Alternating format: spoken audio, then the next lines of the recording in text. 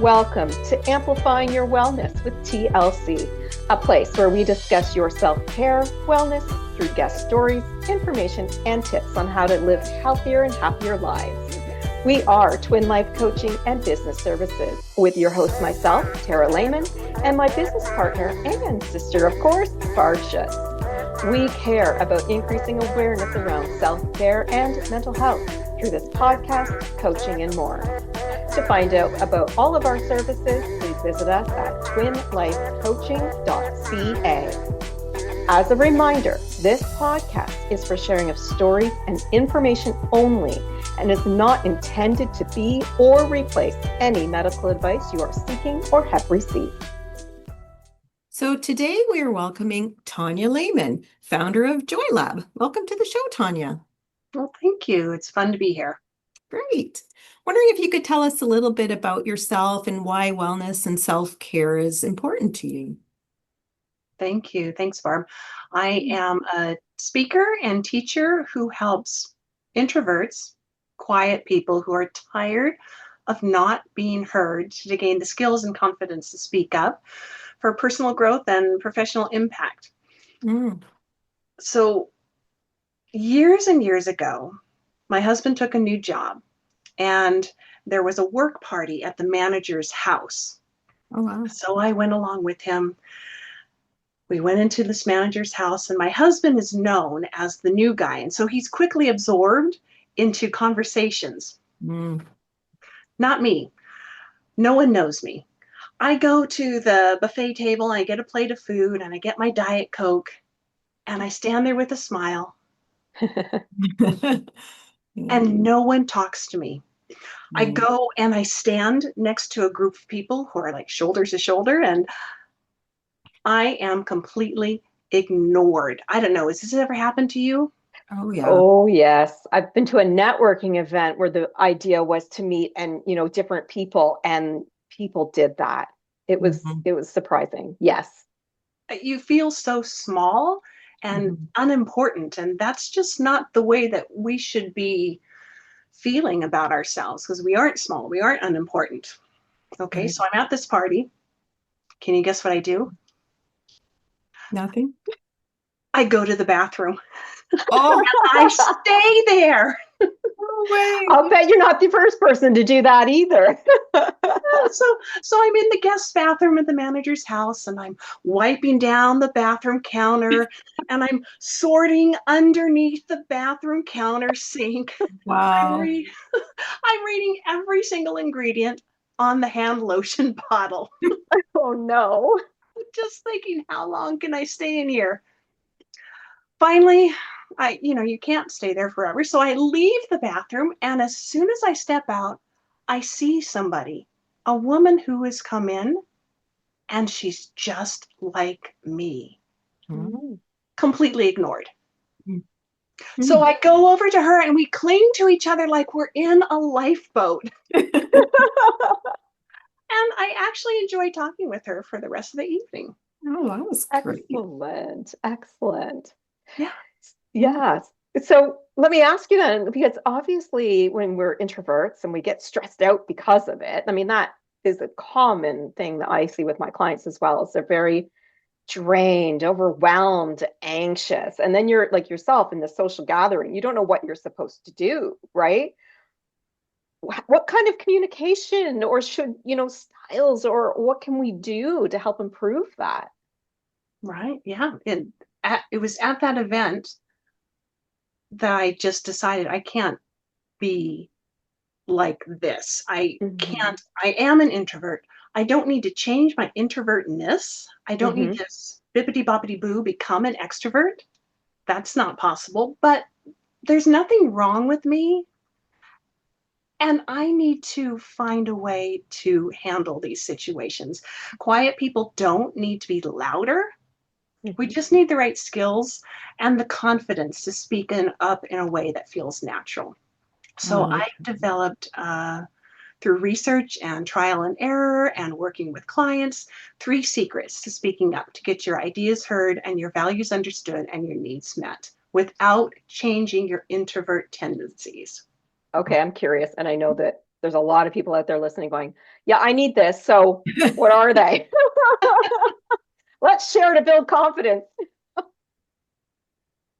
Well, as you said, Tara, the introverts at social events, they feel drained and can feel anxious. And often we prefer deep conversations to small talk. Yeah. So what you can do if you're stuck and you have to be at this social event, well, when you're at a social event, and we all have to go to social events, and you're feeling a little anxious and stressed a bit, Mhm. there are two things that you can do. You can deflect. If someone asks you a question, instead of answering it, just, oh, well, what about you? What high school did you go to? You can ask it right back to them. Okay. And I like how you rephrased it a little bit, right? Ah, yes. That's an interesting thing. So why do you suggest people rephrase it a little bit to go back on that person? So you sound like you're engaged, and actually you are engaged. Mhm. It's more conversational than just saying, well, what high school did you go to? You don't want to just bam it back at them. It's Mm. more of a conversation, like a ball going back and forth. Ah, But interesting. I didn't say what high school I went to. I immediately deflected, and now they're going to talk, and that gives me a chance to think about, well, why did they ask me what high school I went to? Is there a Mhm. cool name for that? Right. So the processing time, right? Exactly. Yes. Yes. And we can also distract. And my favorite is you give a compliment and then follow up with a question. Interesting. Mm. And So, the secret is the compliment has to be true. right. So what's a good example of that if you didn't know somebody at a social event? Cute shoes. Where'd you get those? Ah, Something simple and visual. I love it. yeah, that's great. Yes, Great. absolutely. Do you have techniques like that when you're stranded somewhere and you're not quite sure what to say? When you're in the elevator and you're, you know, right? Yeah, I was in an elevator recently, and I stood there. My husband was standing beside me, and we were standing quietly, and someone got in on another floor, and she just looked over at me and said, "So, what are you doing in town here? Why are you here?" And she started it, and then we just were chatting for the minute in the elevator. But yeah, I looked at her and I smiled, but I didn't say anything. But she was like, "So, why are you here?" It was a hotel elevator, so I mean that was probably a very good lead in to a conversation. But yeah, Sure. And in an elevator, you know that there's an end point. yeah, It's you're not committing to revealing your soul. right. Almost That's goes along true. with the whole elevator speech, right? That they teach business owners and leaders. It's just, Yeah. it literally is this short, right? So I guess for introverts, it's like, okay, it's only this short, right? Mhm. Yes, I can smile and I can engage because I know there's an out when we hit my Mhm. floor. Awesome. Mm.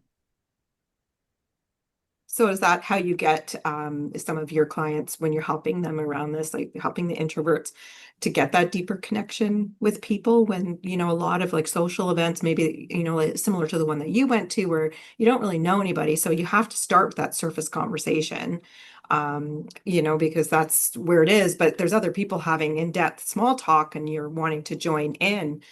What advice do you have for those that are feeling stuck that they can't get into that? Outside of the examples that you just gave, is there anything else? So at social events, it is mostly superficial conversations. Okay.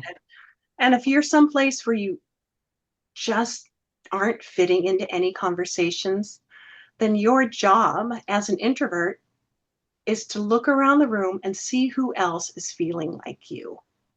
Love that. Mm-hmm. Go over, stand next to them and see, do they feel like talking? Maybe just standing next to them is enough to make somebody feel less awkward and unwanted. Yeah, there's a common ground there because both of you might be feeling awkward. And so then Right. that's a good starting conversation, I guess, where maybe then that could quickly go into a deeper conversation. on how they Yes. feel. Oh, yeah. Almost like what you said with the bathroom, right? Somebody else was feeling the same way. So if you can somehow find those people, now you have something you can actually talk about. Right. You know, do you know anybody here? Man, this is tough. I don't know anybody here, and just casually start a conversation on something that you can actually say you both have in common, Exactly. right? Yes. And then for a deeper connection, you really just need to find your tribe. You may not Mhm. find any tribe member at that social gathering. Maybe nobody else is obsessed with Jane Austen like you are, Right. but you have your group of friends that are Mhm. obsessed with all the Sense and Sensibility and Pride and Prejudice and all of those things, or Yeah. whatever it is. Do It you is each have a usually tribe? something.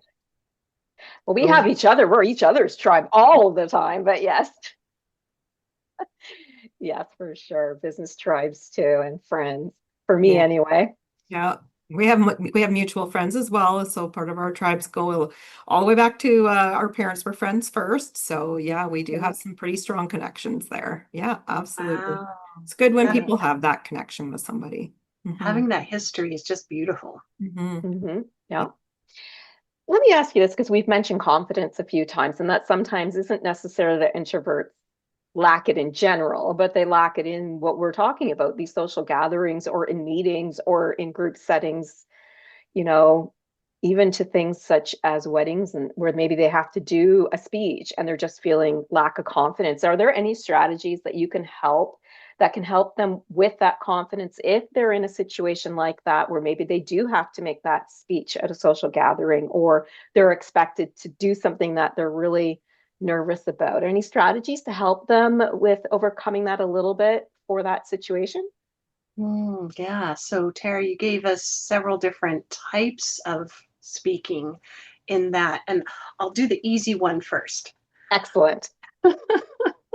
I gave a speech at a conference, and afterwards, a woman came up to me, and I had just shared my 3 secrets to speaking up, and she said, "I have a friend, and we have a regular walking morning routine, Mhm. and I can't get a word in edgewise. It's just 2 of us," she's telling me, "but we walk and she does all the talking. What can I Okay. do?" Oh, interesting. Do you know people like that who do I all do. the talking? Yes. Yeah. So I told her, well, first of all, you have to decide, is it okay? Is that okay? Just to have that kind of relationship where you're the listener and the uh-huh, uh-huh. Or do you want to have more to say and contribute to the conversation?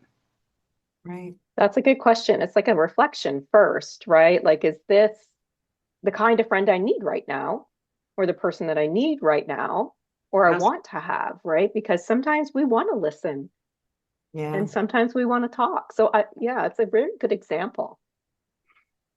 And then if you do want to have more of a two-sided conversation, well, some people just don't know Mm. how to have two-sided conversations. So in this situation, I reminded her of the second secret that we had just talked about in the session, and that you need to train her if you want to have Yeah. a conversation.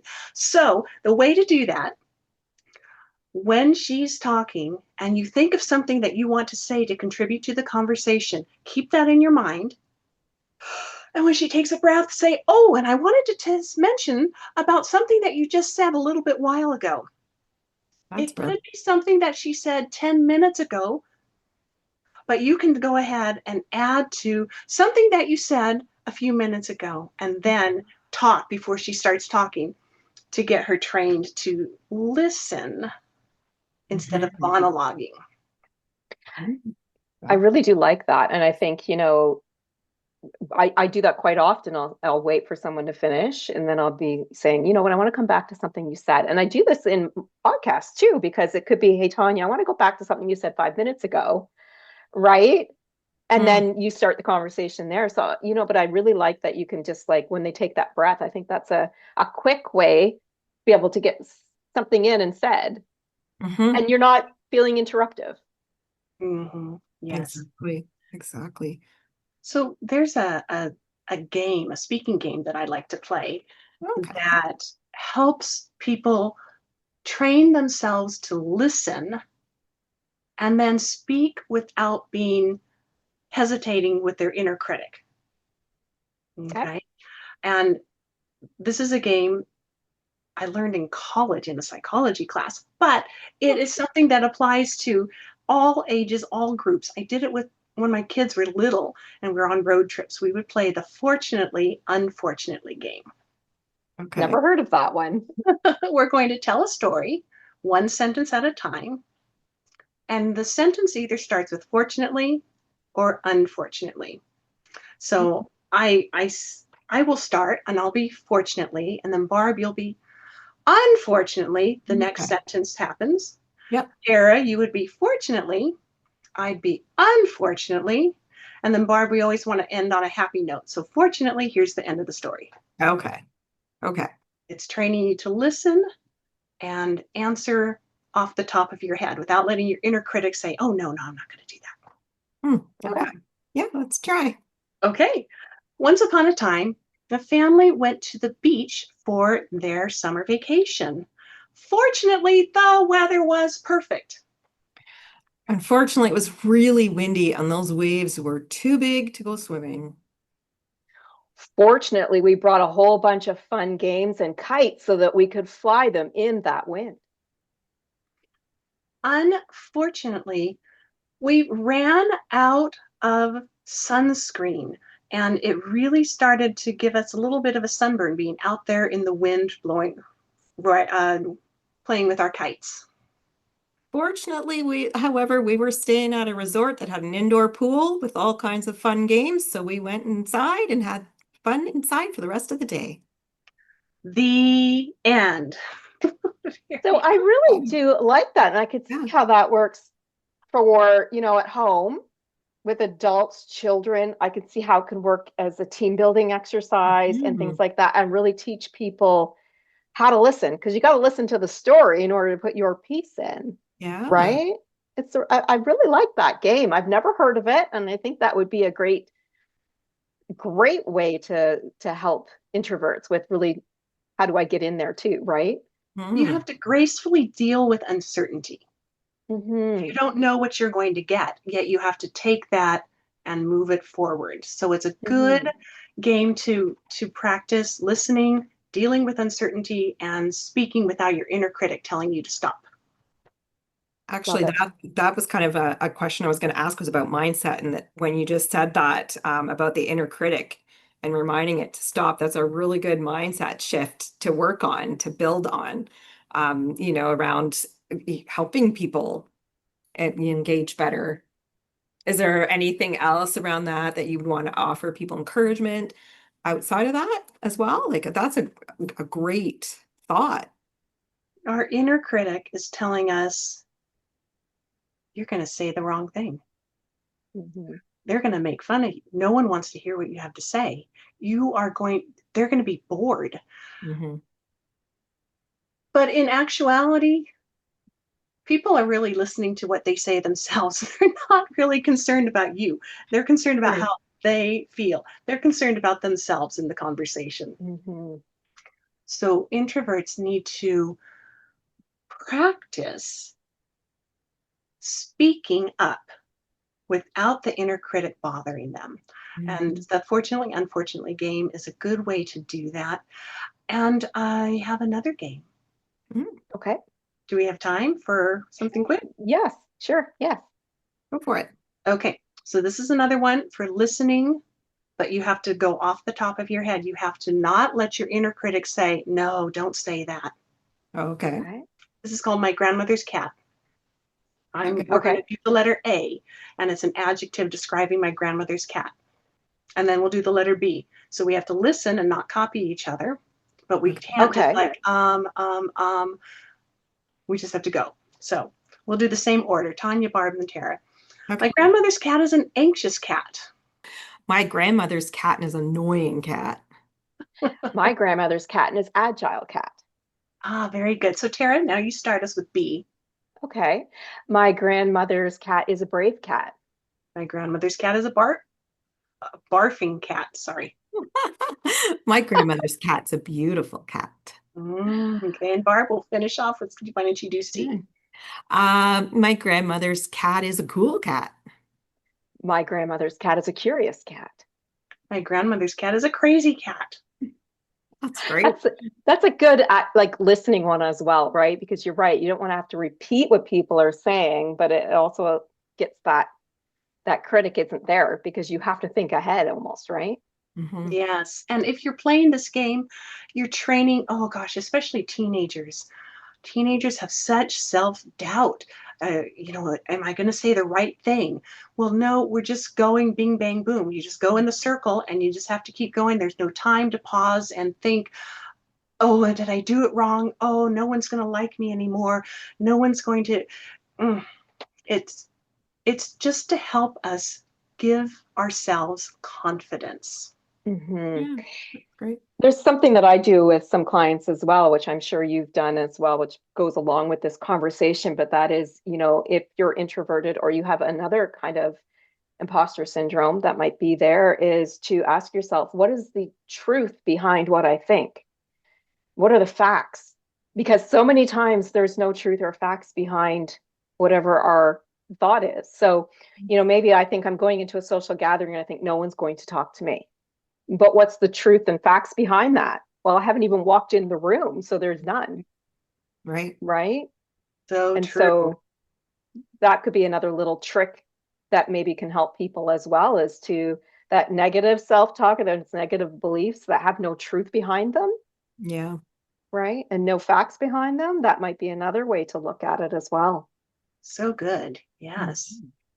That's great. You had also talked about if you have to give a toast at a wedding or if you have to do something prepared. Let's talk about something you mentioned earlier. Yes. Well, yes, there are times that you have to speak up. Maybe you have to argue your case before the school board, or you have to give the toast at the wedding. Mhm. The secret is, well, three. All you need is three things. I got to give a thank you speech for an award I got. And I was so nervous because it was a big old room full of everyone in evening gowns and fancy clothes. And I wasn't the focus of the thing, but I still had to give them something to show my gratitude. You have to give them three things. Thank you for this award. Mhm. This organization is a perfect fit for what I enjoy. Thank you to the leaders who have helped me grow. Mhm. You should all volunteer. Thank you for this award. Mm. So That's nice and easy. What were the three things I said? You should volunteer. Thank you for the award and thanking my leaders. Yes. So thank you for the award is the opening and closing. Yeah. So Yeah. thank you to the leaders. Thank you for you should volunteer. And what was the third thing? Oh, You see, I thought it was a thank you for the leaders because you had said three and then there was all of a sudden five in my mind. So you see, that's why you need a 3-point speech, because most Yeah. people won't remember all three. Right. If Right. you give them 5 things. Because we focus on the keen ones that mean more to us. Brilliant. Right? Yeah. Mhm. Very good. So I wonder if you can do a 3-point speech right here, right now. Mm. You should go to the grocery store. We need eggs, butter, and milk, and that's why you should go to the grocery store. You should go to the Bahamas because the beaches are beautiful, the food is delicious, and the people are friendly. That's why you should go to the Bahamas.